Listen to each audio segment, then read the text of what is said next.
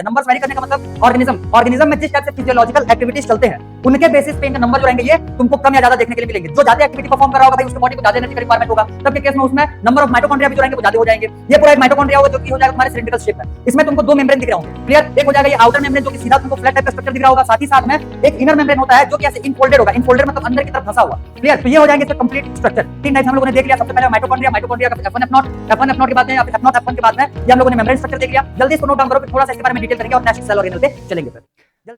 ठीक है भाई, चलो। तो पिछले वाले क्लास में जो था ये हम लोग के सेल ऑर्गेनल जो थे ये कंटिन्यू हो रहे थे, ठीक। पिछले मतलब लास्ट क्लास में, कल वाले क्लास में हम लोगों ने एंडोमेम्ब्रेन सिस्टम जो था इसके 4 सेल ऑर्गेनल्स कंप्लीट कर लिए। उसको तुमको अच्छे से दिमाग में बिठा करके रखना है भाई कि एंडोमेम्ब्रेन सिस्टम में कौन कौन से ऑर्गेनल्स जो रहते हैं ये प्रेजेंट होते हैं, किनको हम लोग एंडोमेम्ब्रेन सिस्टम में कंसिडर करते हैं। तो एक आ जाएगा तुम्हारा उसमें एंडोप्लाज्मिक रेटिकुलम, एक आ जाएगा उसमें से भाई गोल्जी बॉडी या गोल्जी एपरेटस, एक हो जाएगा उसमें से वैक्यूल्स और एक था उसमें से लाइसोसोम, ठीक। तो ये 4 उसमें से आ जाएंगे, क्लियर। अच्छा 1 मिनट, हाँ। और जितने लोगों के ऐप में कुछ प्रॉब्लम आ रहा होगा भाई, ऐप का एक्चुअली में अपडेट आया हुआ है, तो प्ले स्टोर में जाकर के अपना ऐप अपडेट कर लो, तो तुम्हारा जो भी प्रॉब्लम रहेगा वो सॉर्ट आउट हो जाएगा वहां पे, क्लियर। तो उसमें कुछ कुछ बग्स वगैरह आए हुए थे, इसी वजह से बहुत सारे लोगों को उसमें से प्रॉब्लम फेस करना पड़ रहा था। खैर कोई नहीं, अपडेट कर लेना, ठीक हो जाएगा प्रॉब्लम। अब आज का जो हम लोग का टॉपिक रहने वाला होगा ये माइटोकॉन्ड्रिया। हम लोग अब कोशिश कर, क्योंकि देखो अब से जो है ये छोटे छोटे टॉपिक्स है, बहुत ज्यादा है नहीं, लेकिन एक बड़ा सा हम लोग को और टॉपिक कवर करना पड़ेगा इसमें, न्यूक्लियस, ठीक। उसके बारे में थोड़ा सा डिटेल देखेंगे, क्योंकि नेक्स्ट चैप्टर जो हम लोग यहाँ पे स्टार्ट करने वाले रहेंगे वो होगा तुम्हारा सेल साइकिल। क्योंकि सेल अगर कंप्लीट कर लिए तो भाई इसी के साथ सेल साइकिल कंप्लीट कर लोगे तो दोनों ही एक साथ में हो जाते हैं। तो उसमें क्या है, दोनों चैप्टर जो है ये इंटर रिलेटेड है, एक से दूसरे को तुमको समझने में बहुत ज्यादा आसानी होता है। और ये दोनों चैप्टर जो है ये पूरे तुम्हारे बायो के लिए बेसिक्स होने वाले हैं। तो इस वजह से पहले हम लोग अभी सेल कंप्लीट कर लिए, इसके बाद सेल साइकिल, फिर देखते हैं कि स्टार्टिंग से करना स्टार्ट करेंगे या फिर तुम्हारा यहीं से आगे कंटिन्यू हम लोग चालू करेंगे, clear.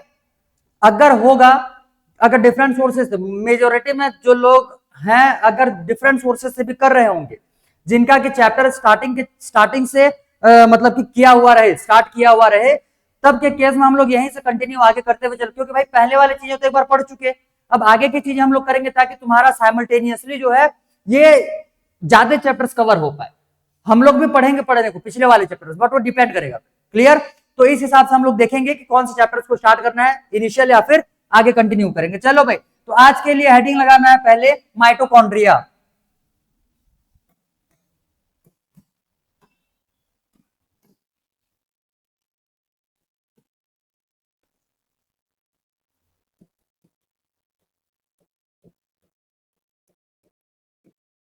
Mitochondria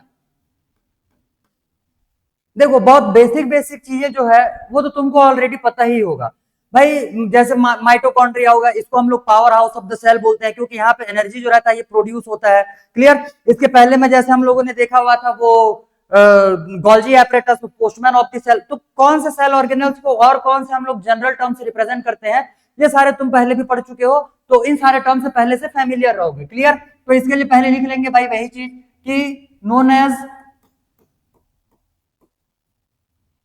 power house of the cell.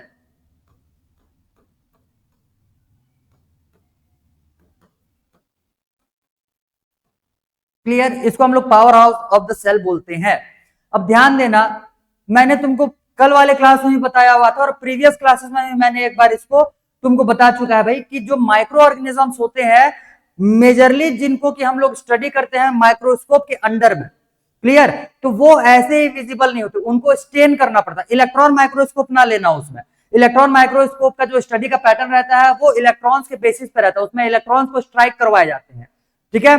तो वो डिफरेंट पैटर्न होता है स्टडी करने के लिए। बट जो हम लोग नॉर्मल माइक्रोस्कोप बोलो या फिर कंपाउंड माइक्रोस्कोप बोलो, इसमें जो हम लोग स्टडी करते हैं इसके लिए माइक्रो ऑर्गेनिजम्स को स्टेन करना पड़ता है ताकि उनका विजिबिलिटी जो है वो क्लियर हो पाए, क्लियर है ये, ठीक है। तो इस हिसाब से ये जो माइटोकॉन्ड्रिया है ये भी बहुत ही छोटा और मतलब कि एक टाइप से पार्ट है समझ लो सेल का, जिसको ऑब्जर्व करने के लिए भी हम लोग को स्टेन करना पड़ता है, क्लियर। और इसका जो स्टेन आता है ये लिखो इसमें जीनस ग्रेन,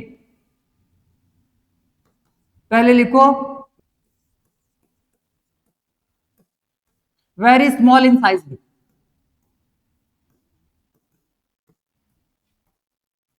सो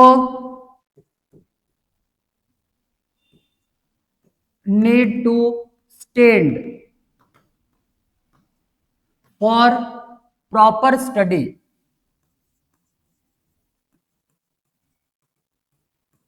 और इसका जो स्टेन आता है इसको हम लोग बोलते हैं जेनस ग्रीन।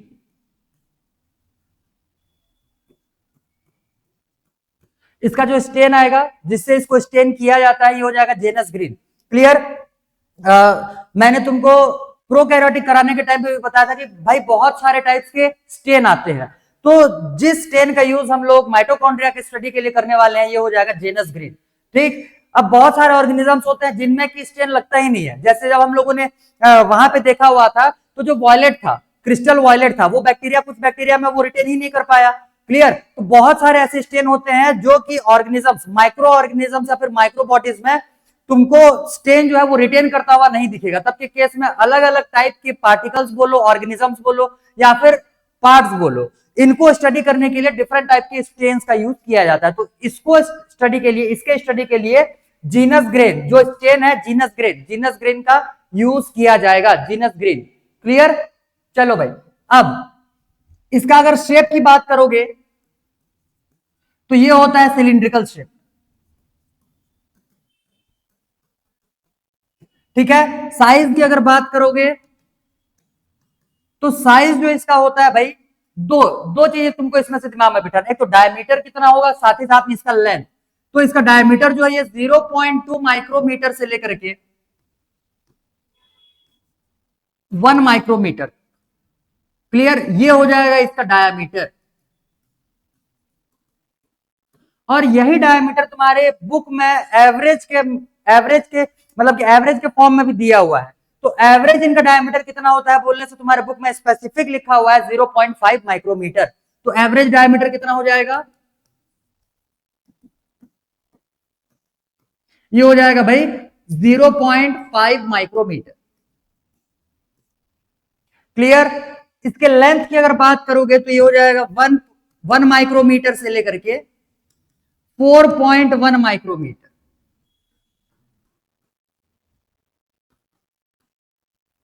ठीक। तो ये हो जाएंगे इसके लिए तुम्हारे शेप और साइज। क्लियर? इनके साइज जो रहेंगे, शेप जो रहेंगे, ये वेरी करते हैं, ऑर्गेनिज्म टू ऑर्गेनिज्म जो रहेंगे ये वेरी करेंगे। क्लियर है? चलो भाई, तो ये हो गया। इसके बाद कुछ डिटेल्स और लिखते हैं। फिर एक बार माइटोकॉन्ड्रिया को हम लोग 3D डायग्राम से, जो इमेजेस लाए गए थे जिसको कल के क्लास में दिखाए थे एक बार, उसको एक बार हम लोग क्या करेंगे, पहले याद करेंगे, उसमें से टर्म्स को याद कर लेंगे, फिर खुद का डायग्राम ड्रॉ करते हुए लेबलिंग के साथ आगे के टर्म्स को हम लोग डिटेलिंग वहां पे करने वाले रहेंगे। चलो, तो ये हो जाएगा भाई 1 माइक्रोमीटर से 4.1 माइक्रोमीटर। नेक्स्ट इस पे लिखना, इनके जो नंबर्स होते हैं ये वेरी करते हैं। नंबर्स वेरी करने का मतलब ऑर्गेनिज्म में जिस टाइप से फिजियोलॉजिकल एक्टिविटीज चलते हैं उनके बेसिस पे इनका नंबर जो रहेंगे ये तुमको कम या ज्यादा देखने के लिए मिलेंगे। जो ज्यादा एक्टिविटी परफॉर्म कर रहा होगा भाई उसके बॉडी को ज्यादा एनर्जी का रिक्वायरमेंट होगा, तब के केस में उसमें नंबर ऑफ माइटोकॉन्ड्रिया भी जो रहेंगे वो ज्यादा हो जाएंगे। जो कम एक्टिविटीज परफॉर्म करते हैं, जैसे प्लांट के केस में और एनिमल के केस में ले लोगे, तो एनिमल के पास में ज्यादा माइटोकॉन्ड्रिया मिलेगा, क्योंकि इनको लोकोमोशन परफॉर्म करना होता है, मूवमेंट करना होता है, बहुत सारे इंटरनल ऑर्गन्स की एक्टिविटी हो जाते हैं। जबकि प्लांट में बहुत सारे एक्टिविटीज इसमें से खत्म हो जाता है, जैसे कि उनको ना ही लोकोमोशन करना है, ना ही बहुत ज्यादा मूवमेंट करना है।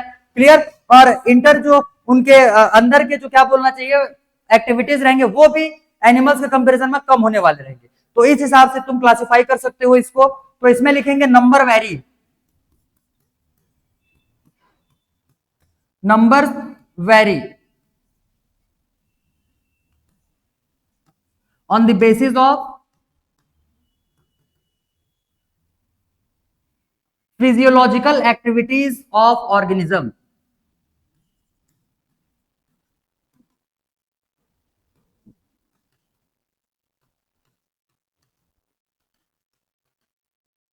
Physiological activities of organism.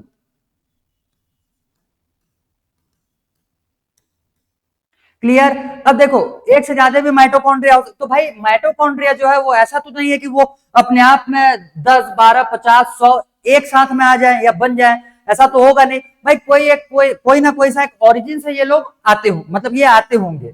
Clear? तो इनका भी जो ओरिजिन होता है, जो हम लोगों ने सेल थ्योरी में देखा हुआ था कि सेल जो रहते हैं ये प्री एग्जिस्टिंग सेल से आते हैं, वैसे ही माइटोकॉन्ड्रिया भी प्री एग्जिस्टिंग माइटोकॉन्ड्रिया से के फ्यूजन से आते हैं। पहले से जो माइटोकॉन्ड्रिया एग्जिस्ट कर रहा होगा उसके फ्यूजन से, मतलब जब वो टूटेगा तो भाई 2 बनाएगा, वो टूटेंगे तो 4 बनाएंगे, तो इस टाइप से ये आगे फॉर्म होने वाले होते हैं। तो इसमें लिखना form from pre existing mitochondria bye fusion.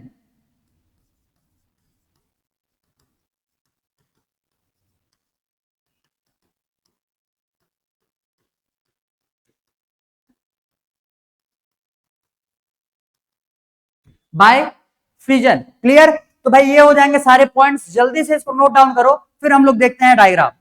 जल्दी थोड़ा तेज लिखने की कोशिश करना, क्या है छोटे छोटे ऑर्गेनेल्स बचे हुए हैं, हम लोग कोशिश करेंगे बहुत जल्दी इसको निपटाने का। इसके बारे में एक चीज और समझ लो, जो हम लोगों ने प्रोकैरियोटिक करने के टाइम पे ही किया हुआ था भाई, ये डबल मेम्ब्रेन बाउंड ऑर्गेनेल्स होते हैं।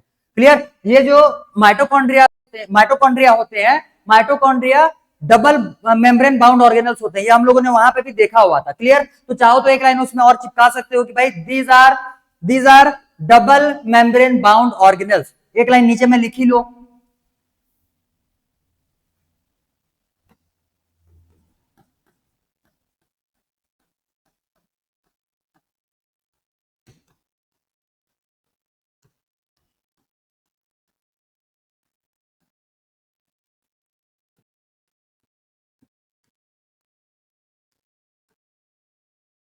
Clear? These are double membrane bound organelles.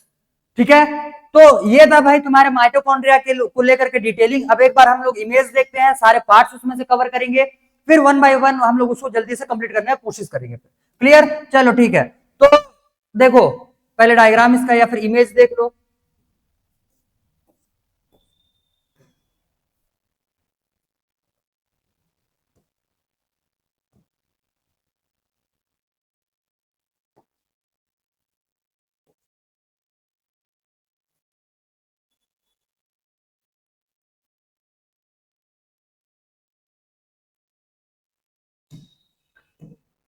ठीक, तो ये तो हम लोग देखेंगे ही। ठीक है, एक माइक्रोस्कोपिक व्यू इसका देख लो भाई। इसका एक्चुअली में मैं भी कंफर्म नहीं हूं कि वो तुम्हारा रियल इमेज है या फिर कंप्यूटर जनरेटेड होगा। बाकी जहां तक मुझे लगता है वैसा दिख सकता है। यहाँ पे इसको स्टेन करने का प्रोसीजर बताया गया है। क्लियर? जहां पे हम लोग इसमें क्या जीनस ग्रीन बी सॉल्यूशन, वो बी ऑफिस इग्नोर करो, जीनस ग्रीन बस नाम याद, जेनस ग्रीन बस नाम याद रखो। जेनस ग्रीन बी ये एक्चुअली में वो डाई या फिर वो स्टेन होता है जिससे कि माइटोकॉन्ड्रिया को स्टेन किया जाता है। क्लियर? ये स्टेनिंग का प्रोसीजर दिया हुआ है, ये अभी तुम्हारे काम का है नहीं। हो सकता है ये कंप्यूटर जनरेटेड हो, एआई जनरेटेड हो, जो भी हो, जेनस ग्रीन से स्टेन करने के बाद माइक्रोस्कोप में इस टाइप से माइटोकॉन्ड्रिया अपीयर होता होगा। ठीक है? क्लियर? इस टाइप से माइटोकॉन्ड्रिया अपीयर होता होगा। तो चलो भाई, ये तो खैर जो भी है, हम लोग को उस पर जाना नहीं है अभी। अपने को अब याद करना है कि एक्चुअली में माइटोकॉन्ड्रिया जो रहेगा ये होगा क्या। तो ध्यान देना, सबसे पहले एक एक चीजों को यहाँ पे ऑब्जर्व करो, पोजिशन उनके और साथ ही साथ उनका स्ट्रक्चर यहीं पे याद करने की कोशिश करो। तब जब हम लोग लिखेंगे भाई तो तुमको वो चीजें आइडेंटिफाई भी होगा और साथ ही साथ में जल्दी से याद भी होगा। ये पूरा एक माइटोकॉन्ड्रिया होगा जो कि हो जाएगा तुम्हारे सिलिंड्रिकल शेप में।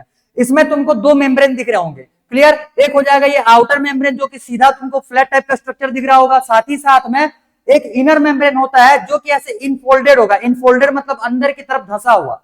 क्लियर? तो इसके जो ये इनफोल्ड्स बने हुए हैं इनको बोला जाता है क्रिस्टे। क्लियर? इनको बोला था क्रिस्टे, नाम में लिखा हुआ है यहाँ पे क्रिस्टे। ये हो जाएगा तुम्हारा आउटर मेम्ब्रेन। इसके अलावा पहले हम लोग ये देख लेते हैं भाई कि इसको जो है बोलेंगे क्या क्या। तो ये जो इनर मेम्ब्रेन है इस पूरे माइटोकॉन्ड्रिया को 2 कंपार्टमेंट्स में डिवाइड करता है। एक तो इनर कंपार्टमेंट हो जाएगा जो कि तुमको ये साइड में दिख रहा होगा अंदर में। क्लियर? और दूसरा हो जाएगा ये आउटर कंपार्टमेंट जो कि आउटर मेम्ब्रेन के इनसाइड में प्रेजेंट होने वाला रहेगा। क्लियर है इतना? ठीक है, बोलने का मतलब ये रीजन जो कि इनर मेम्ब्रेन और आउटर मेम्ब्रेन के बीच में मिलने वाला है। क्लियर? तो अब ध्यान देना, जो इनर रीजन है, इनर सरफेस के इनसाइड में प्रेजेंट जो रीजन है इसको हम लोग बोलते हैं मैट्रिक्स। क्लियर। और ये जो स्पेस हो जाएगा इसको हम लोग बोलेंगे इंटर मेम्ब्रेनस स्पेस, क्योंकि आउटर मेम्ब्रेन और इनर मेम्ब्रेन के बीच में प्रेजेंट है ये स्पेस। क्लियर। तो ये हो जाएगा इंटर मेम्ब्रेनस स्पेस। इतना समझ में आ गया होगा। एक बार फिर से रिपीट कर रहा हूं, यहां तक के चीजों को याद करो, फिर आगे की चीजें देखेंगे, फिर इसको हम लोग वन बाय वन लिखेंगे और उनके फंक्शंस भी जानेंगे फिर। क्लियर। तो ध्यान देना, ये हो जाएगा पहले माइटोकॉन्ड्रिया। शेप जो रहता है वो सिलिंड्रिकल होता है। ये जो इसका तुमको क्रॉस सेक्शन दिखाया, सॉरी ये वर्टिकल सेक्शन दिखाया हुआ है, इसमें से हम लोग का क्या क्या आ जाएगा। सबसे पहले में तो इसके दो मेम्ब्रेन हो जाएंगे, एक हो जाएगा आउटर मेम्ब्रेन, एक हो जाएगा इनर मेम्ब्रेन। इनर मेम्ब्रेन जो रहता है पूरे माइटोकॉन्ड्रिया को दो कंपार्टमेंट्स में डिवाइड करता है। एक हो जाएगा तुम्हारा आउटर कंपार्टमेंट, जो कि तुम्हारा दोनों ही मेम्ब्रेन के बीच में प्रेजेंट होने वाला होगा, इसको हम लोग बोलेंगे इंटर मेम्ब्रेनस स्पेस। इसके बाद फिर जो इनर कंपार्टमेंट होता है इसको हम लोग बोलते हैं मैट्रिक्स। इतना समझ में आ गया होगा। क्लियर। अब समझो ध्यान से, मैट्रिक्स जो रहता है, मैट्रिक्स में मैट्रिक्स क्या क्या कंटेन करता है ये ध्यान देना। मैट्रिक्स में सबसे पहले तो तुम्हारा इसमें डबल स्ट्रैंडेड सर्कुलर डीएनए मिलेगा। सबसे पहले यहां पे तुमको याद रखना है डबल स्ट्रैंडेड सर्कुलर डीएनए, एक चीज याद हो गया। दूसरा चीज याद रखना है, इसमें तुमको 70s राइबोसोम मिलने वाला, 70s राइबोसोम, 70s जो कि प्रोकैरियोट्स में मिलता है। क्लियर। 70s राइबोसोम तुमको इसमें देखने के लिए मिलेगा। इसके अलावा ये जो तुमको क्रिस्टे दिख रहा है, ये जो तुमको क्रिस्टे दिख रहा है, यहां पे ये ब्राउन ब्राउन कलर के पिन लाइक स्ट्रक्चर दिख रहे हैं। क्लियर। इसको एक को जूम करके यहां नीचे में बनाया भी हुआ है, और यहां पे तुमको दिख रहा होगा F0 और F1, F0 और F1। क्लियर। बेसिकली यही वो यूनिट है जो एटीपी सिंथेसाइज करने का काम करता है। यही वो यूनिट है जो एडीपी को, हमारे बॉडी में पहले से ही प्रेजेंट एडीपी को इनऑर्गेनिक फॉस्फेट में मिला करके एटीपी का फॉर्मेशन करवाता है।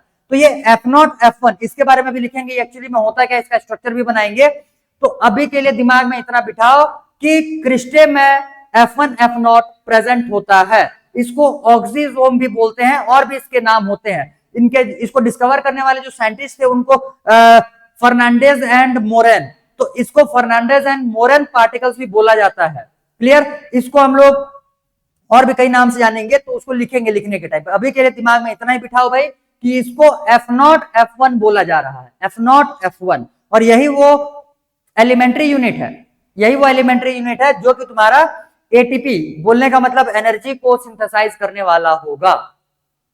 ठीक है। इतना इतना समझ में आ गया होगा। चलो भाई, इतने को अच्छे से दिमाग में बिठाओ।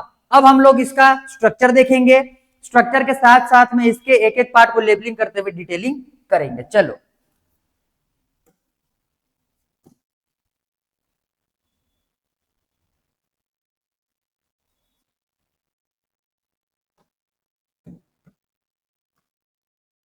एक मिनट बस वेट करना, एक मिनट।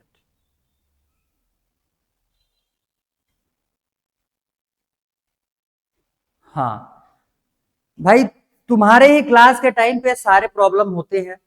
मैथ्स वालों का क्लास 3 बजे के टाइम पे था तो भी ठीक ठाक चल रहा था, रात में भी शिफ्ट कर दिया तो भी उनके में कोई प्रॉब्लम नहीं हो रहा है। अब तुम लोगों का या तो कुछ टेक्निकल फॉल्ट हो जाता है, टेक्निकल फॉल्ट ना हुआ तो नेचुरल फॉल्ट हो जाता है। भाई अब तक बारिश नहीं हो रहा था, लेकिन आज अभी फिर से मौसम खराब हो गया और बारिश स्टार्ट हो चुका है। तो अब पता नहीं बायो में या तो तुम लोग में क्या कुछ कर रहे हो, वो देख लो भाई। क्योंकि मैं तो हर बार ये कोशिश कर रहा हूं कि बायो वालों को मैथ्स वालों से ज्यादा टाइम दिया जाए। ठीक है, क्योंकि बायो का सिलेबस मैथ के कंपैरिजन में ज्यादा है। लेकिन अब करें क्या, कुछ ना कुछ प्रॉब्लम आ ही रहा है। हालांकि आज तो ऐसा कोई दिक्कत आएगा नहीं, मुश्किल से ये 2-4 मिनट का ही बारिश है, बस पावर कट ना हो। एक ही चीज बस तुम्हारे क्लास को रोकता है, पावर कट। बाकी नेटवर्क का भी इशू रहेगा तो भी कोई दिक्कत नहीं है, मैं क्लास रिकॉर्ड करके तुम्हारा अपलोड कर दूंगा। लेकिन पावर कट जो रहता है ये हमारे लिए सबसे बड़ा सिरदर्द है। चलो कोई नहीं, ठीक है भाई। चलो, तो यहां पे हम लोग पहले ड्रॉ करेंगे माइटोकॉन्ड्रिया। साथ साथ ड्रॉ करने की कोशिश करो, जल्दी खत्म हो जाएगा।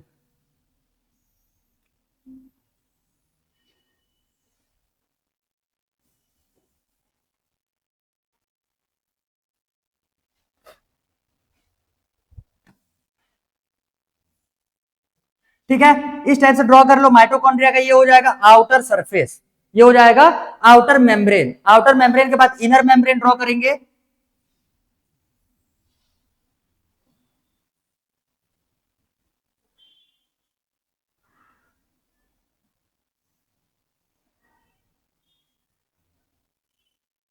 इस टाइप से। ठीक है, तो ये हो जाएगा माइटोकॉन्ड्रिया का आउटर मेम्ब्रेन, साथ ही साथ में उसका इनर मेम्ब्रेन। पहले इतने को लेबलिंग करते हैं, एक एक करके अंदर में चलेंगे, ध्यान से एक एक चीजों को समझते हुए चलो, याद करते हुए भी साथ ही साथ में चलो। पेंडिंग रखोगे भाई तो ये गया, फिर और याद नहीं होने वाला।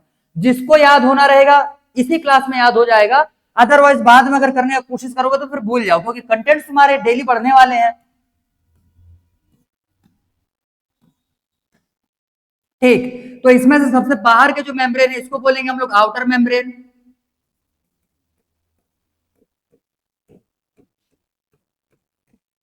क्लियर, ये हो गया आउटर मेम्ब्रेन। आउटर मेम्ब्रेन के बाद फिर इनर मेम्ब्रेन, और ये इसके बीच में जो स्पेस है इसको बोलेंगे हम लोग इंटर मेम्ब्रेनस स्पेस।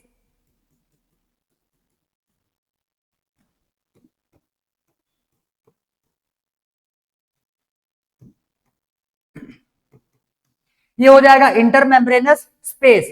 इसके बाद फिर बीच, सॉरी, इनर लेयर को हम लोग बोल रहे हैं यहां से इनर मेम्ब्रेन।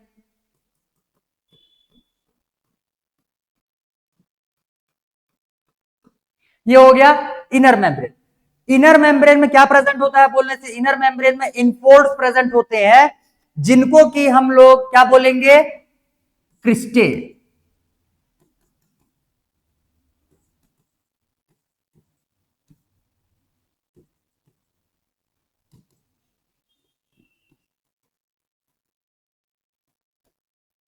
इनको क्या बोला जा रहा है, क्रिस्टे। क्लियर। अब यहां पे मैंने बताया था भाई कि इसमें एक तुमको डबल स्ट्रैंडेड सर्कुलर डीएनए देखने के लिए मिलने वाला है।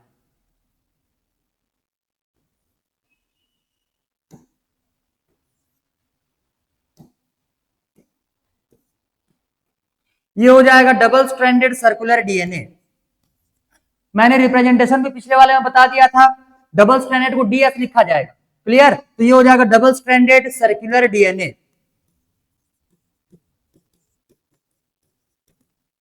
इसके अलावा यहां पे देखने के लिए मिलेगा राइबोसोम, 70S राइबोसोम।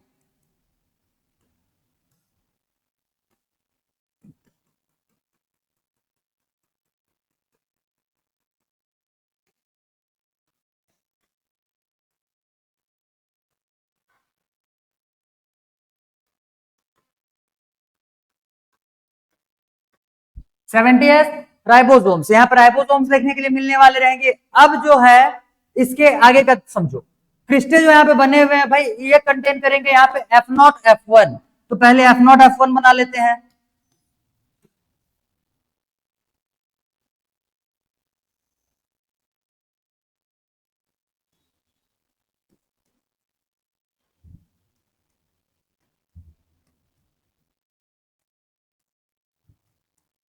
ये इस टाइप से ये हो जाएंगे F0 F1, सभी में प्रेजेंट होंगे, बट हम लोगों ने सिलेक्टिव में बनाया हुआ है। ये हो जाएंगे F0 F1।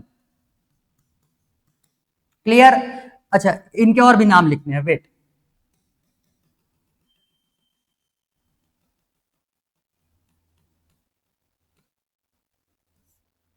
इसके और भी नाम लिखने हैं। ये हो जाएगा भाई F0 F1। साथ ही साथ में इसको बोला जाता है ऑक्सीजोम। क्लियर, इनको बोला जाता है ऑक्सीजोम्स। इसके अलावा इनको एलिमेंट्री पार्टिकल्स भी बोले जाते हैं। एक हो जाएगा इसमें से एलिमेंट्री पार्टिकल।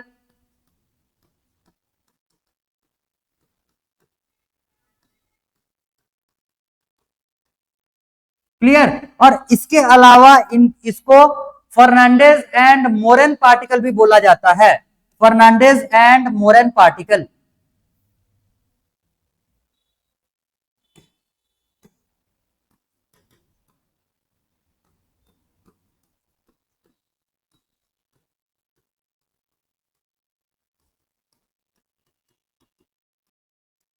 क्लियर, ये उनके उसको डिस्कवर करने वाले थे, तो इन्हीं इन्हीं का नाम दिया गया वहां पे। क्लियर है, तो ये हो जाएंगे भाई तुम्हारे इसके लिए डिटेलिंग। अब F0 F1 की अगर बात करोगे तो ध्यान देना, मैं इसको बाजू में बना रहा हूं।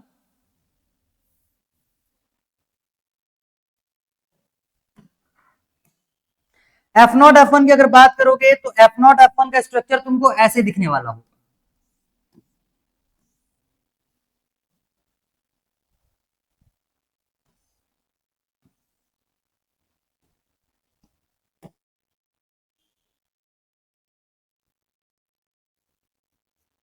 ये इस टाइप से तुमको F0 F1 का स्ट्रक्चर देखने के लिए मिलता है। अब ध्यान देना, ये जो ऊपर में गोला बनाए हुए हैं ये होता है भाई वो जो हम लोगों ने देखा हुआ था, वो पिन लाइक स्ट्रक्चर था, तो जहां पे उसका मोटा वाला पार्ट था जो कि यहाँ पे तुमको ये सामने के साइड में दिख रहा है, ये ठीक है, इसको हम लोग बोलते हैं F1। तो ये हो जाएगा उसका हेड, इसको बोलेंगे F1, ये होता है हेड। क्लियर? ये जो पार्ट है ये हो जाएगा उसका स्टॉक, मतलब डंडी, उसको सपोर्ट प्रोवाइड करने वाला डंडी, स्टॉक। क्लियर? और इसको बोलते हैं F0 या F0 जो भी बोलो, तो F0 बोलेंगे इसको। ये होता है भाई इसका बेस। क्लियर? ये होता है बेस। F1 जो यहां पे लिखे हुए हैं, इसके पास एक एंजाइम प्रेजेंट होता है जिसको कि हम लोग बोलते हैं ATP synthetase. ATP synthetase, ATP synthetase. तो यहां पे लिखना कंटेन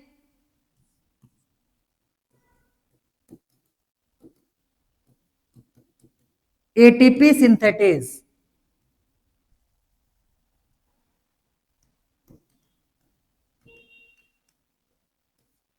अब नाम से ही पता चल गया रहेगा भाई कि ये जो रहता है ये एटीपी सिंथेसाइज करता है। एटीपी ये सिंथेसाइज कैसे करेगा, ये भी थोड़ा सा इंफॉर्मेटिव चीज है, हालांकि इसके बारे में मोस्टली लोगों ने पिछले वाले क्लास में पढ़ा हुआ रहेगा। क्लियर? तो यहां पे ये करेगा क्या, इनऑर्गेनिक फॉस्फेट जो होता है,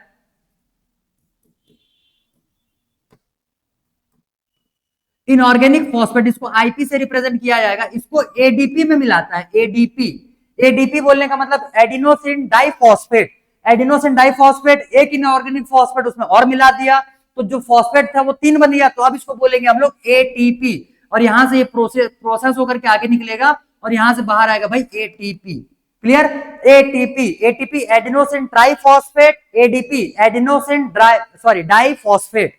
एडिनोसिन डाइफॉस्फेट हमारे बॉडी में रहेगा, इनऑर्गेनिक फॉस्फेट जो है वो फूड मटेरियल है, कहीं से आने वाला होगा, उसी को ये मिला करके एटीपी का फॉर्मेशन करेगा। एटीपी सिंथेटेज वो एंजाइम है जो कि एटीपी को सिंथेसाइज करने में हेल्प करने वाला होगा। क्लियर? तो ये हो जाएगा तुम्हारे F0 और F1 का स्ट्रक्चर। इसके अलावा हम लोग इसके मेम्ब्रेनस स्ट्रक्चर को भी एक बार देख लेते हैं, मेम्ब्रेन स्ट्रक्चर भी देख लेते हैं, वो भी छोटा सा ही है। अच्छा एक काम करो, पहले इसको ड्रॉ करो, नेक्स्ट पेज में इसके मेम्ब्रेन स्ट्रक्चर देखेंगे। Done, good, very good. अब इसका तीसरा स्ट्रक्चर देखो, मतलब कि तीसरा एक और डायग्राम हम लोग इसमें से देखते हैं। इसमें एक आ जाएगा भाई मेम्ब्रेन स्ट्रक्चर। मैं एक ही पेज में बना रहा हूं, तुम अलग अलग बनाना, उसको एक ही जगह पे ऐसे बनाओगे कचरा दिखेगा वो। क्लियर है? तो मेम्ब्रेन स्ट्रक्चर, ये तो हो गया माइटोकॉन्ड्रिया।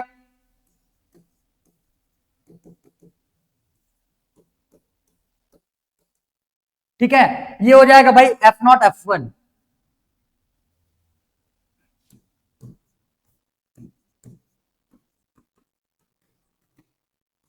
क्लियर? यहां पे देखेंगे मेम्ब्रेन स्ट्रक्चर।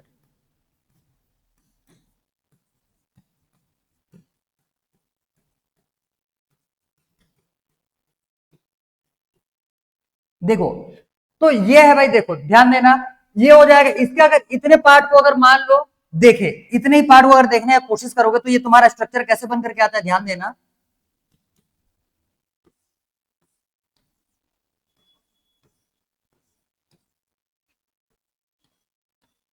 ये हो जाएगा आउटर मेम्ब्रेन। आउटर मेम्ब्रेन यहाँ पे बाई लेयर्ड होता है, तो बाई लेयर्ड लिख लेना।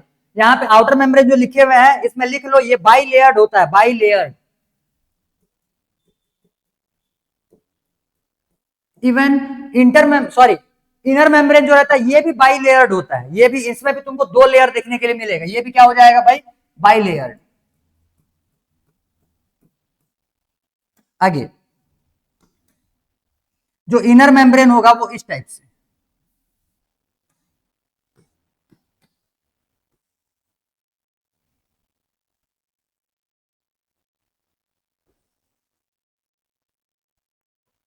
ये इस टाइप से तुमको ये इनर मेम्ब्रेन दिखेगा और ये हो जाएगा आउटर मेम्ब्रेन। इनर मेम्ब्रेन के भी 2 सरफेसेस, 2 लेयर में है वो, ये हो जाएगा इनर मेम्ब्रेन का आउटर सरफेस।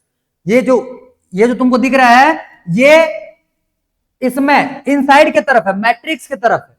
ठीक है, ये वो मैट्रिक्स की तरफ है, तो मैट्रिक्स के साइड में उसका आउटसाइड हो जाएगा, और इनसाइड किधर होगा, जो ये आउटर मेम्ब्रेन है उस साइड में। बोलने का मतलब ये इनर रीजन जो रहेगा, इधर से जब जाओगे तो ये तुमको इनसाइड मिलेगा, इनर मेम्ब्रेन का इनर लेयर। और उधर से जब आओगे अंदर से तो वो हो जाएगा भाई inner membrane of outer layer. Same वैसे ही तुमको इसके लिए देखने के लिए मिल जाएगा, सबसे बाहर वाले लाइन को हम लोग बोलेंगे outer membrane, outer layer of outer membrane, और इनसाइड वाला हो जाएगा भाई inner membrane of, sorry inner layer of outer membrane. तो inner layer of outer membrane, outer layer of outer membrane, clear. और यहां से ये हो जाएगा inner membrane of inner membrane, sorry inner layer of inner membrane, और ये हो जाएगा outer layer of inner membrane. ये है इनर मेम्ब्रेन, इनर इनसाइड का, क्लियर। अब ध्यान दो यहां पे,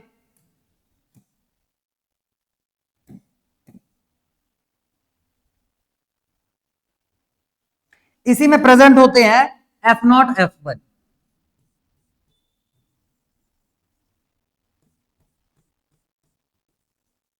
ये जो बाहर साइड में गोले दिख रहे हैं वही हो जाएंगे भाई F, और बेस जो रहता है वो धसा हुआ रहेगा अंदर, क्लियर है। तो उसको भी तो किसी ना किसी टाइप से अटैचमेंट चाहिए, ठीक है। तो इस हिसाब से ये हो जाएंगे F0 F1। इनके अलावा यहां पे तुमको बहुत सारे चेन लाइक स्ट्रक्चर देखने के लिए मिलते हैं, और ये जो चेन है ये होते हैं रेस्पिरेटरी एंजाइम्स के, क्लियर। रेस्पिरेटरी एंजाइम्स के यहाँ पे तुमको चेन देखने के लिए मिलेंगे, तो लिखो यहाँ पे चेन ऑफ रेस्पिरेटरी एंजाइम्स।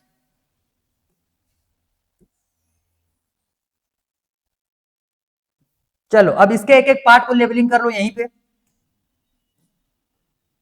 ये तो वही है ऑक्सीजोम, क्लियर। ये हो जाएगा व्हाइट कलर में जो हम लोगों ने डॉट डॉट स्ट्रक्चर बनाया हुआ है इसके वॉल से अटैच करवा के, इसको बोलेंगे chain of respiratory enzymes,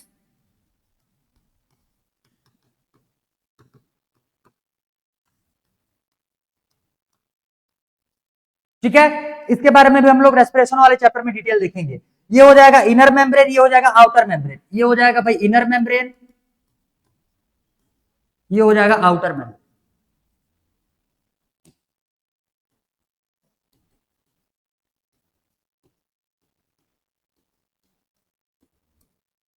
clear, ठीक है। तो ये हो जाएंगे इसके कंप्लीट स्ट्रक्चर।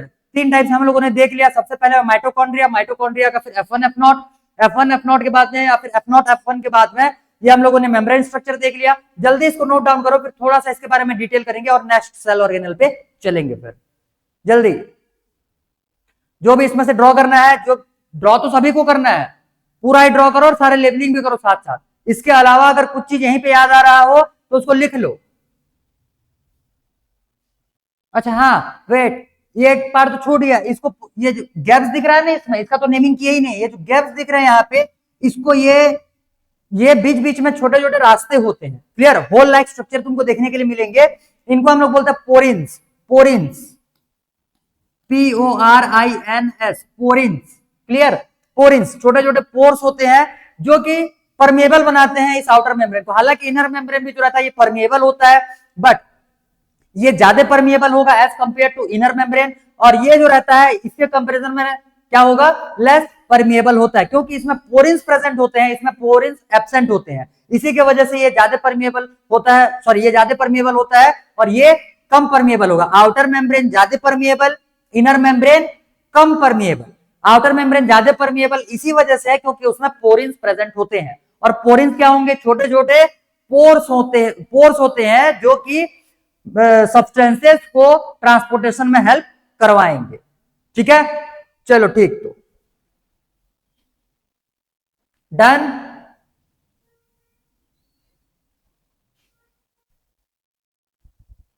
अच्छा डन, ठीक। नेक्स्ट लिखो, एक छोटा पॉइंट इस पर और लिख ले, inner membrane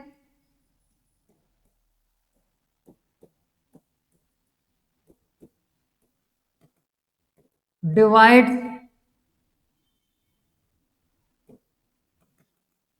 mitochondria into two compartments.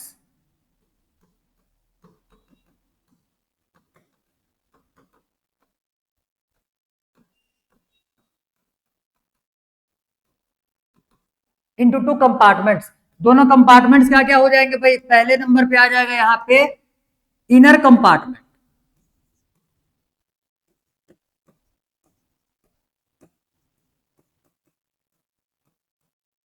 यहाँ पे ये हो गया एक इनर कंपार्टमेंट, एक हो जाएगा आउटर कंपार्टमेंट।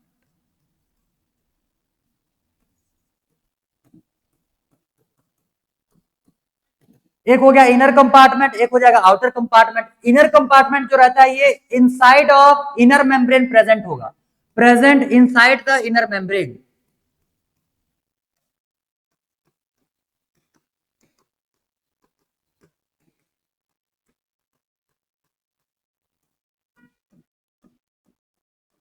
क्लियर?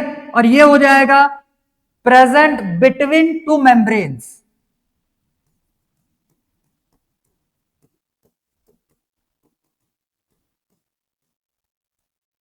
ऐसे लिखो, इनर एंड आउटर मेम्ब्रेन।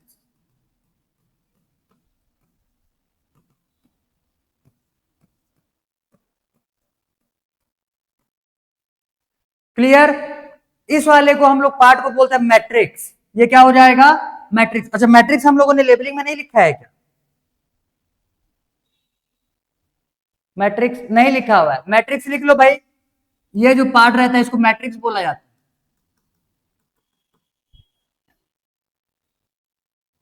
ठीक, तो वो एक हो गया, तो इसको बोलेंगे हम लोग मैट्रिक्स।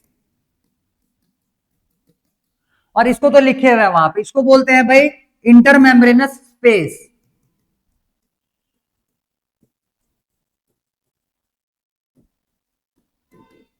ये क्या हो जाएगा? Intermembranous space.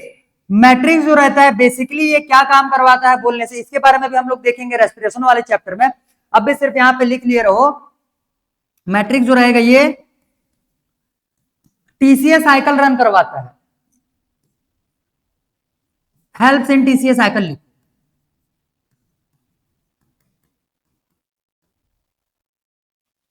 या फिर इसी को बोलते हैं क्रेब साइकिल।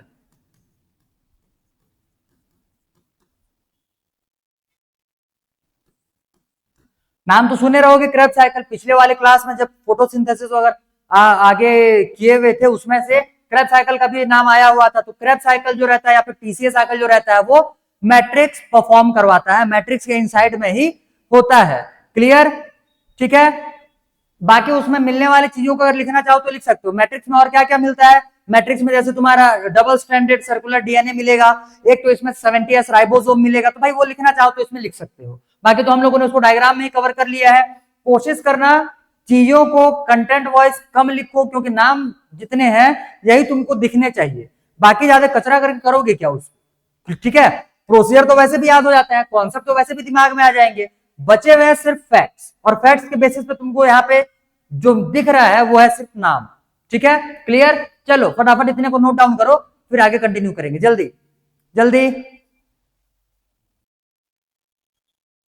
अब वो तो और अलग से लिखवाना नहीं पड़ना चाहिए कि भाई इसका फंक्शन क्या होता है, इसका तो अभी हम लोगों ने देख लिया। इसका जो फंक्शन होता है वो एनर्जी फॉर्मेशन। ठीक है, और एक चीज इसमें लिख सकते हो, इसमें मेन फंक्शन में इसका लिख सकते हो साइट ऑफ एरोबिक रेस्पिरेशन।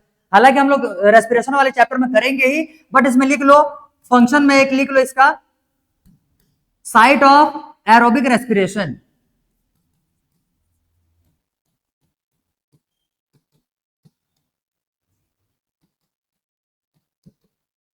ठीक है, ऐसे तो भरे पड़े हैं इसका। एक हम लोग मसल्स वाले चैप्टर में देखेंगे भाई कि ये मसल्स कॉन्ट्रैक्शन भी करवाते हैं। ठीक है, मसल कॉन्ट्रैक्शन में भी ये बहुत ज्यादा हेल्प करने वाले होते हैं। तो इस टाइप से इसके तो भरे पड़े हैं, लेकिन हम लोग रिस्पेक्टिव टॉपिक्स रिस्पेक्टिव चैप्टर्स में उसको कंप्लीट करेंगे। जितना अभी मिनिमम उसका बेसिक जानते हुए हम लोग को आगे बढ़ पाएंगे, उतने को हम लोग निपटाते चलेंगे। ठीक है, चलो भाई फटाफट जल्दी इसको नोट डाउन करो स्पीड में। अच्छा डन, गुड, वेरी गुड। अब नेक्स्ट सेल ऑर्गेनल्स देखो, जिसको कि हम लोग बोल रहे हैं प्लास्टिड। इसके बारे में भी मोस्टली चीजें जो है वो प्रीवियस क्लास में कंप्लीट करके आए हुए हो, जिसमें कि तुमको बताया गया रहेगा क्लोरोप्लास्ट के बारे में। ठीक है, तो उसके लिए क्लोरोप्लास्ट के बारे में पूरा का पूरा प्लास्टिड देखे हुए थे। स्ट्रोमा होता है, ग्रेना होता है, थाइलेकॉइड होता है, वही सारी चीजें यहाँ पे रिपीट होंगे। बस हम लोगों को यहाँ पे पार्ट्स देखने हैं, उनके फंक्शंस वगैरह के लिए स्पेसिफिक तुम्हारे पास चैप्टर है, भर भर करके उसके बारे में तुमको डिटेलिंग वहीं पे देखना है। ठीक है, तो यहाँ पे ज्यादा नॉलेज लेने का कोशिश ना करो, क्योंकि यहीं पे तुमको पीएचडी नहीं करना। आगे के चैप्टर्स में भी कुछ कुछ हम लोग को जानने के लिए बचा कर रखो। आगे देखो, प्लास्टिड।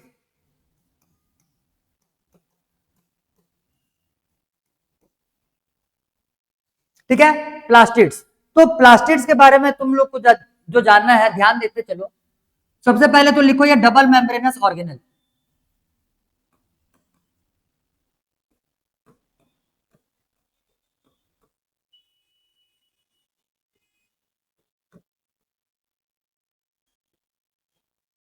डबल मेम्ब्रेनस ऑर्गेनल्स होते हैं ये, ठीक। उसके बाद तुम्हारे बुक में दिया हुआ है कि प्लास्टिड बेसिकली मिलते किस में है। तो प्लास्टिड बेसिकली जो फाउंड होंगे, फाउंड इन मैच्योर या हायर प्लांट्स।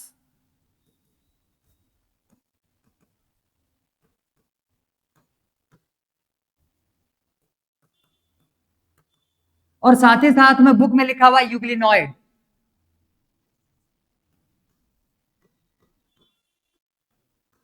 यूग्लिनॉइड्स में देखने के लिए मिलते। इनके अलावा भी ये तुमको देखे, हालांकि बुक में नहीं लिखा है, लिख लो तुम यहीं पे ब्रैकेट बना करके लिख लेना। एक मिलेगा ये तुमको डायटम्स में, एक तो डायटम्स में प्रेजेंट होते हैं, क्लियर। और ये तुमको किसमें देखने के लिए और भी कुछ कुछ होते हैं, ठीक है। जैसे डायनोफ्लैजिलेट, डायनोफ्लैजिलेट में भी ये तुमको देखने के लिए मिलेंगे। एंड डायनोफ्लैजिलेट,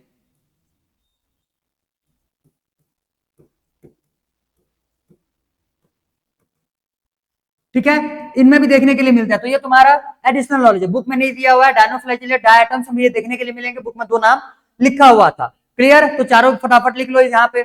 अब ध्यान देना, इनके भी जो नंबर्स होते हैं ये वेरी करेंगे। ये ऑर्गेनिज्म टू ऑर्गेनिज्म इनके भी नंबर क्या होते हैं, वेरी होते हैं। इनका शेप साइज जो है ये भी ऑर्गेनिज्म टू ऑर्गेनिज्म वेरी करेगा। तो तीनों को एक ही साथ में लिखो, नंबर्स, साइज, शेप, वेरी, ठीक है। तीनों वेरी करने वाले होंगे। इसका मेन फंक्शन क्या होता है बोलने से, मेन फंक्शन इसके दो आएंगे तुम्हारे। एक हो जाएगा सिंथेसाइज और सेकंड हो जाएगा इसमें से स्टोरेज। तो लिखो भाई मेन फंक्शन,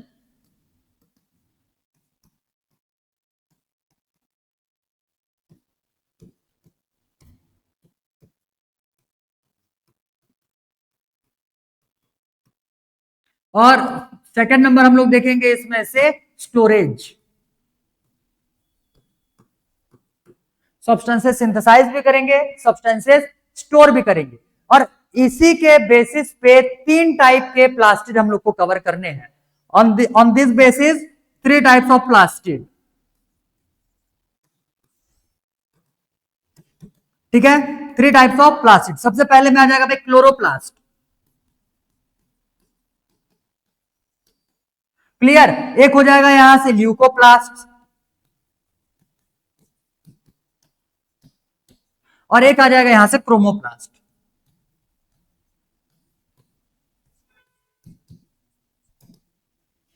ठीक, तो ये तीन टाइप के प्लास्टिक हम लोग को डील करने हैं। फटाफट इतने को नोट डाउन करो, नेक्स्ट पेज में हम लोग वन बाय वन कंप्लीट करेंगे। बहुत ज्यादा है नहीं, तीन तीन चार चार लाइन में खत्म हो जाएंगे। एनी हाउ ये टॉपिक उड़ाओ अभी, तब जाकर के कल हम लोग आगे के सेल ऑर्गेनल्स देखेंगे। मैं अभी तुमको राइबोसोम का थोड़ा सा एक इंट्रोडक्शन भी दे दूंगा। हमारा नेक्स्ट सेल ऑर्गेनल वही होने वाला होगा, क्लियर। जल्दी लिखो, जल्दी फटाफट। Done, good. Next, next heading लगाओ क्लोरोप्लास्ट। सबसे पहले हम लोग देखेंगे क्लोरोप्लास्ट।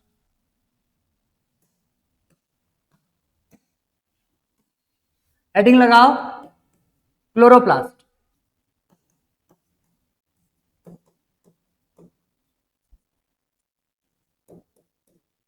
ये प्लास्टिड का वो टाइप होता है जिसमें तुमको एक तो ग्रेना तो देखने के लिए मिलेगा ही, मतलब ग्रेना मतलब वो खंबे लाइक स्ट्रक्चर जो होते हैं, अभी देखेंगे उसको भी डिटेल में। तो पहले तो इसमें देख लो, इसमें पिगमेंट प्रेजेंट होता है। पिगमेंट से स्टार्ट करो, पिगमेंट, पिगमेंट प्रेजेंट,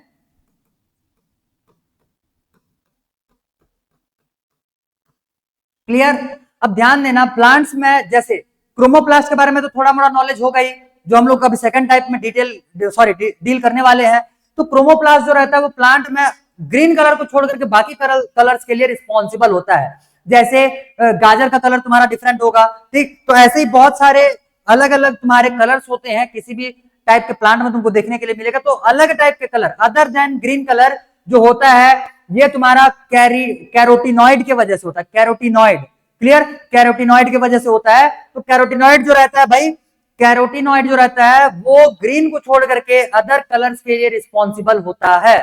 ठीक है, क्लियर। तो यहां पे तो तुमको ग्रीन कलर का पिगमेंट जो है वो तो देखने के लिए मिलेगा ही, साथ ही साथ में नॉन ग्रीन कलर प्रोड्यूस करने वाले जो तुम्हारे कंपोनेंट्स होते हैं जिनको कि हम लोग कैरोटिनॉइड्स बोल रहे हैं, वो भी यहाँ पे प्रेजेंट देखने के लिए मिलता है। मेजोरिटी में यहाँ पे तुमको क्लोरोफिल दिखेगा और हल्के फुल्के अमाउंट में यहाँ पे कैरोटिनॉइड भी प्रेजेंट होता है।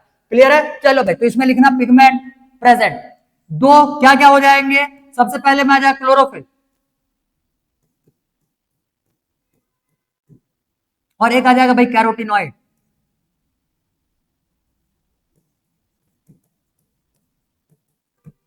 ये क्लोरोफिल किसके लिए होता है, ये ग्रीन कलर के लिए, और ये जो रहेगा other than green colour.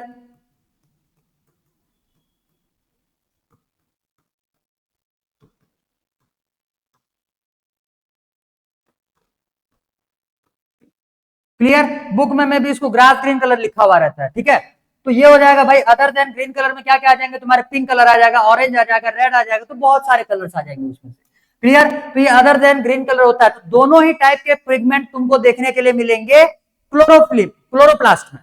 Clear, दोनों ही टाइप के, एक तो क्लोरोफिल भी हो जाएगा, क्लोरोफिल जो रहेगा ये ग्रीन कलर का पिगमेंट हो जाएगा, और दूसरा हो जाएगा कैरोटिनॉइड। क्लियर, तो कैरोटिनॉइड जो रहता है ये तुमको भी देखने के लिए मिलेगा क्लोरोप्लास्ट में। आ गया इतना समझ में, ठीक है। अब क्लोरोप्लास्ट का एक स्ट्रक्चर अगर देखने की कोशिश करोगे तो देखो ध्यान से, हालांकि इसके बारे में पिछले साल में पढ़े हुए हो, फिर भी एक बार देख लो कि इसका बेसिकली स्ट्रक्चर जो है ये होता कैसे, देखना। ये क्या है, डबल मेम्ब्रेन बाउंड ऑर्गेनेल है, लिखे हुए हैं। तो भाई क्लोरोप्लास्ट जो है, मतलब क्लोरोप्लास्ट भी जो होगा ये भी डबल मेम्ब्रेन बाउंड ऑर्गेनेल्स होने वाला होगा। अब यहाँ पे इस टाइप से बने हुए रहते हैं, मैं इसको डिफरेंट कलर से बना रहा हूं। इस टाइप से खंबे लाइक स्ट्रक्चर, एक एक प्लेट को रखते हुए खंबे लाइक स्ट्रक्चर बनेंगे, इनको हम लोग बोलते हैं ग्रेना। अंदर के पार्ट को बोला जाता है स्ट्रोमा। ठीक है, तो लेबलिंग भी करेंगे, पहले पहले इसको बना लो। बस दो ही काफी है। इनको जोड़ने के लिए बीच में कुछ कुछ कनेक्शन होते हैं। क्लियर, इनको जोड़ने के लिए जो ग्रेना होते हैं, ग्रेना को जोड़ने के लिए कुछ कुछ बीच में कनेक्शन होते हैं। तो पहले नेमिंग कर लो भाई, ये हो जाएगा आउटर मेम्ब्रेन,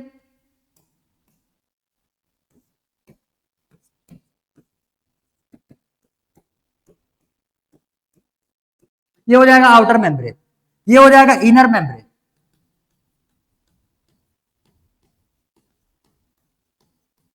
क्लियर, एक हो गया आउटर मेम्ब्रेन, एक हो गया इनर मेम्ब्रेन। इसके बाद ये जो पूरा खंभा बना हुआ है इसको हम लोग बोलते हैं ग्रेना। जिसमें ग्रेना होता है वो तो ग्रेनम बोला जाएगा, जिसमें ग्रेना नहीं होता उसको ए ग्रेनम बोला जाता है। ए ग्रेनम, जैसे ल्यूकोप्लास्ट में कलर प्रेजेंट नहीं होगा तो उसको हम लोग ए ग्रेनम बोलेंगे, और इसमें कलर प्रेजेंट है तो कहां पे प्रेजेंट होगा, ग्रेना। ग्रेना के इनसाइड में थाइलेकॉइड, थाइलेकॉइड के इनसाइड में तुमको ग्रीन कलर का पिगमेंट मिलेगा। ठीक है, तो यहाँ पे ग्रेना बने हुए हैं, ग्रेना ही जो रहते हैं यही कंटेन करेंगे कलर्स। इसमें से एक सिंगल प्लेट की अगर बात करोगे, एक सिंगल प्लेट की अगर बात करोगे तो इसको हम लोग बोलते हैं थाइलेकॉइड।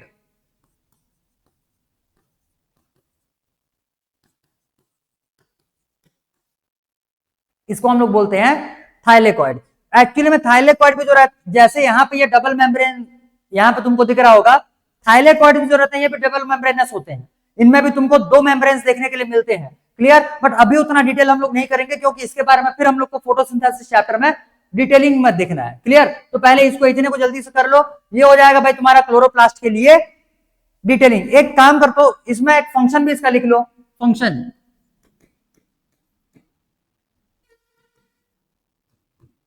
एक तो एक ही लिखो, इसमें बहुत है, photosynthesis, perform helps in photosynthesis लिखो।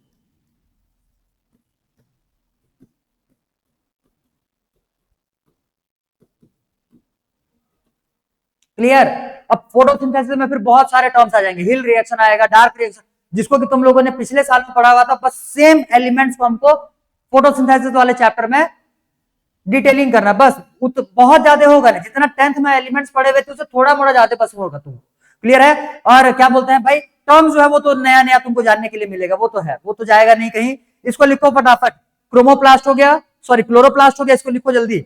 अच्छा बीच वाले का, हाँ बीच वाले का नाम नहीं लिखे हैं, इसको हम लोग बोलते हैं stromal lamellae, stromal lamellae. Clear, stromal lamellae, उसको कनेक्ट, जो अलग अलग ग्रेना होते हैं, तो ग्रेनम को एक एक को ग्रेनम बोला जाएगा भाई, तो ग्रेनम को ये कनेक्ट करने के लिए यहां से ये स्ट्रक्चर बने हुए हैं, इनको हम लोग बोल रहे हैं स्ट्रोमल लेमिले, स्ट्रोमल लेमिले। ठीक, क्लियर, जल्दी जल्दी नोट डाउन करो, दो चीजें और बचा हुआ है, हालांकि बहुत ज्यादा तो है नहीं, वो तीन तीन चार चार लाइन में कंप्लीट हो जाएगा। Done, good. क्लोरोप्लास्ट के बाद भाई नेक्स्ट जो आने वाला होगा यहां से ल्यूकोप्लास्ट, सेकंड।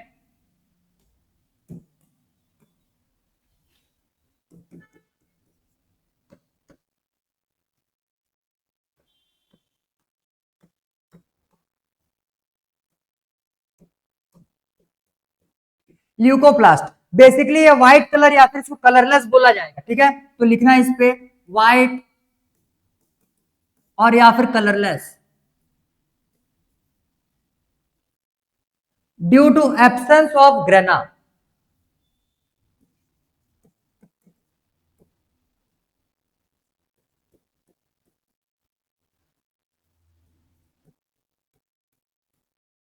तो इनको क्या बोला जाता है, ए ग्रेनम,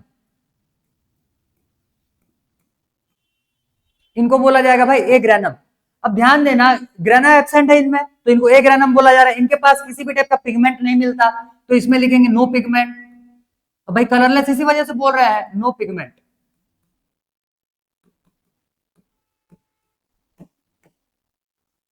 नो पिगमेंट्स। क्लियर, इसके बाद ये जो बेसिकली होते हैं ये स्टोरेज का काम करते हैं, तो इनका मेन फंक्शन क्या होता है, स्टोरेज।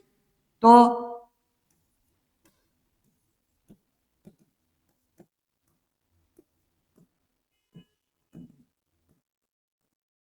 स्टोरेज है बेसिकली तीन चीजों का करने वाले, एक तो आ जाएगा भाई फैट, क्लियर, एक आ जाएगा इसमें से स्टार्च, और एक आ जाएगा इसमें से प्रोटीन।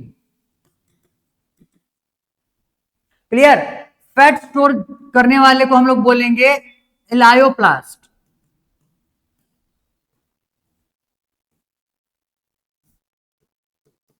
ELAIO। क्लियर, उसको बोलते हैं इलायोप्लास्ट।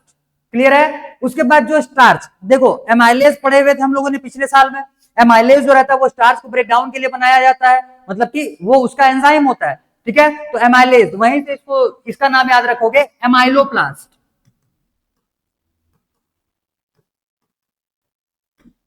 क्लियर, और प्रोटीन जो है, प्रोटीन को स्टोर करने के लिए जो रहेगा ये एरियोलोप्लास्ट होता है, एल्यूरोप्लास्ट।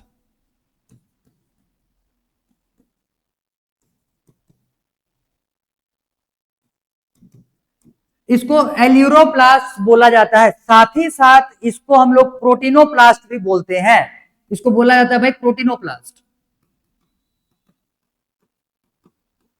ये नाम तुमको देखने के लिए नहीं मिलेगा, कुछ एक आध रेफरेंस बुक जो रहता है वहां पे ये नाम भी देखने के लिए मिलता है, ठीक है, तो ये हो जाएंगे भाई तुम्हारे ल्यूकोप्लास्ट के तीन types on the basis of storage.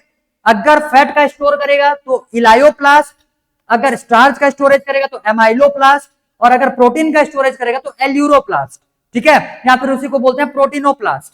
Clear, चलो इतने को नोट डाउन, अच्छा एक काम करते हैं, एक ही और बचा हुआ है, जल्दी खत्म हो जाएगा, यहीं पे लिखो, थर्ड नंबर क्रोमोप्लास्ट। यहां पे वर्ड जो क्रोमा आया हुआ है इसका मतलब होता है कलर,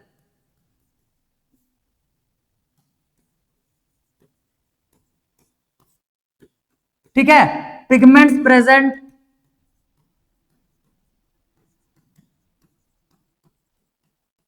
और इनके जो पिगमेंट होते हैं इनको क्या बोलते हैं, carotene, sorry carotenoid.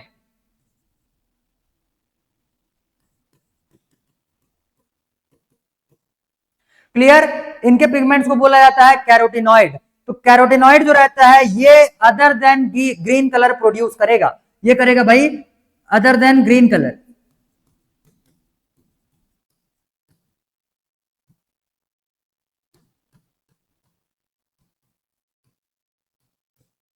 Other than green colour.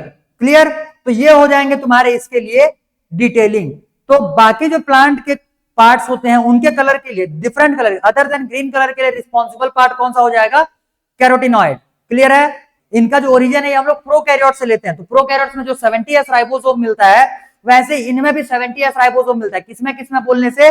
Mitochondria और साथ ही साथ में प्लास्टिड। माइटोकॉन्ड्रिया और प्लास्टिड, ठीक, इनमें तुमको 70S राइबोसोम जो कि प्रोकैरियोट्स का ऑर्गेनल्स होता है वो यहां पे देखने के लिए मिलता है।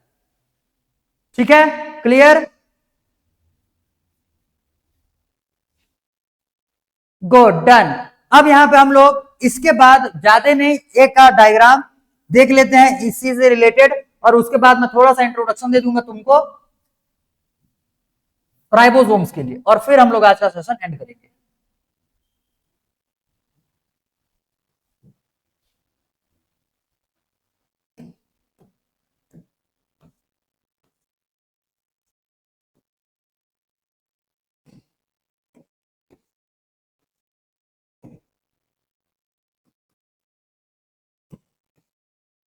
देखो इस वाले इमेज में तुमको दिखा रहा होगा ये F0 F1 बने हुए, ये इनर मेम्ब्रेन में प्रेजेंट होते हैं। ये वाला स्ट्रक्चर हम लोगों ने फॉर्म किया हुआ था, F0 बेस को बोलेंगे, F1 हेड को बोलेंगे।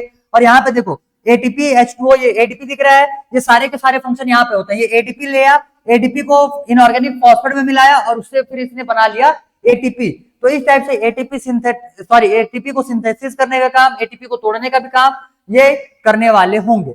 तो इस हिसाब से हो जाएगा भाई ये तुम्हारे F0 F1 का फंक्शन। इसके बारे में डिटेल आगे देखेंगे। यहाँ पे जो इटायोप्लास्ट दिया हुआ ये तुम्हारे काम का है नहीं, उसको मारो गोली अभी सीधा। यहां से हम लोग को नीचे आना है। पहले तो जो प्लास्टिड होगा वो ये 3 पार्ट्स में डिवाइडेड रहेगा, क्रोमोप्लास्ट, फ्लोरोप्लास्ट और ल्यूकोप्लास्ट। ल्यूकोप्लास्ट के फिर 3 पार्ट्स, एक हो जाएगा एमाइलोप्लास्ट, एक इलायोप्लास्ट और एक प्रोटीनो, अच्छा इसमें लिखा हुआ है प्रोटीनोप्लास्ट। ठीक है? तो प्रोटीनोप्लास्ट प्रोटीन को, या फिर इसी को बोलते हैं एल्यूरोप्लास्ट। तो प्रोटीनोप्लास्ट या एल्यूरोप्लास्ट प्रोटीन कंटेन करेगा, इलायोप्लास्ट फैट कंटेन करेगा, और एमाइलोप्लास्ट जो है ये स्टार्च कंटेन करने वाला होता है। ठीक है? इसके बाद नेक्स्ट ये आ जाएगा भाई तुम्हारा प्लास्टिड सेल या फिर क्लोरोप्लास्ट ले लो, ये क्लोरोप्लास्ट ही है। राइबोसोम लिखा हुआ है, राइबोसोम में 70S लिख लेना। स्ट्रोमा यहाँ पे इनर अंदर के रीजन को बोला जाता है। ये जो प्लेट लाइक स्ट्रक्चर्स दिख रहे हैं इसी को हम लोग क्या बोल रहे हैं? ग्रेना। कहीं पे लिखा है कि नहीं? हाँ, ग्रेनम लिखा हुआ है। एक को ग्रेनम बोला जाएगा, कंबाइनली सबको ग्रेना बोला जाएगा। यहाँ पे लिखा हुआ है लेमिला, यही है स्ट्रोमल लेमिला। और लेमिला जो है ये 2 थाइलेकॉइड्स या फिर 2 डिफरेंट ग्रेनम को जोड़ने के लिए होता है, इसको हम लोग बोलते हैं स्ट्रोमल लेमिला। और देखो यहाँ पे आउटर चैम्बर इनर चैम्बर दिया हुआ है, बोलने का मतलब ये भी डबल मेम्ब्रेनस बाउंड ऑर्गेनल होते हैं। और ये जो थाइलेकॉइड भी तुमको दिख रहा है ये भी डबल मेम्ब्रेनस होता है। देखो इसका जो ऊपर का लेयर है तुमको मोटा दिख रहा होगा, ठीक है? ये जो आउटर लेयर है इसका ये मोटा दिख रहा होगा, तो उसका एक आउटर मेम्ब्रेन होता है और एक इनर मेम्ब्रेन होता है। तो ये हो जाएगा भाई थाइलेकॉइड बोलो या सॉरी, ये हो जाएगा तुम्हारा क्लोरोप्लास्ट का स्ट्रक्चर। नेक्स्ट ये है राइबोसोम। तो राइबोसोम में हम लोगों ने पहले ही देखा हुआ है कि राइबोसोम जो होते हैं इनके 2 सब यूनिट्स होते हैं। इनके 2 सब यूनिट्स होते हैं, एक को बोलते हैं लार्जर सब यूनिट, दूसरे को बोलते हैं हम लोग स्मॉलर सब यूनिट। ये ऊपर में है लार्जर सब यूनिट, नीचे में है स्मॉलर सब यूनिट। अब ये हाथ में इस टाइप का स्ट्रक्चर बनता है इनमें, इस टाइप से। क्लियर? ये एक हो गया, और ये ऊपर वाला जो सब यूनिट है इसके ऊपर में ऐसे करके फिट होता है, और इनके जो बीच में रास्ता बन रहा होगा, क्लियर, ये जो चेन लाइक स्ट्रक्चर दिख रहा है ये प्रोटीन सिंथेसाइज करने का काम कर रहा है। इसके बारे में एक्चुअली में हम लोग को क्लास 12th में देखना है कि ट्रांसक्रिप्शन वगैरह किया कैसे जाता है। बट अभी के लिए सिर्फ इतना दिमाग में बिठा लो भाई कि राइबोसोम जो रहते हैं वो इन दोनों ही सब यूनिट के बीच में एक चेन फंसाते हैं, और उसी में एमिनो एसिड्स का चेन, वो जो चेन रहेगा उसको एमिनो एसिड का बनाना रहेगा, उसी से बनता है भाई क्या? प्रोटीन। तो ये एमिनो एसिड के चेन को कंटिन्यूअस फॉर्म करते हुए जाते हैं और इसी से प्रोटीन सिंथेसाइज होता है। कल हम लोग इसके बारे में देखेंगे, हालांकि बहुत ज्यादा डिटेल नहीं देखना, बहुत ही कम एलिमेंट्स इसे कवर करने हैं, हार्डली 10-12 लाइन में ये कंप्लीट हो जाएगा। फिर इसके बाद फिर हमारे जो ऑर्गेनल्स हैं ये बहुत छोटे छोटे हैं, पहले सारे छोटे ऑर्गेनल्स निपटाया जाएगा, और फाइनली आखिरी में तुमको मैं न्यूक्लियस बताऊंगा। ठीक है? चलो भाई, तो आज के लिए इतना ही था, आगे का क्लास कंटिन्यू करेंगे अब कल।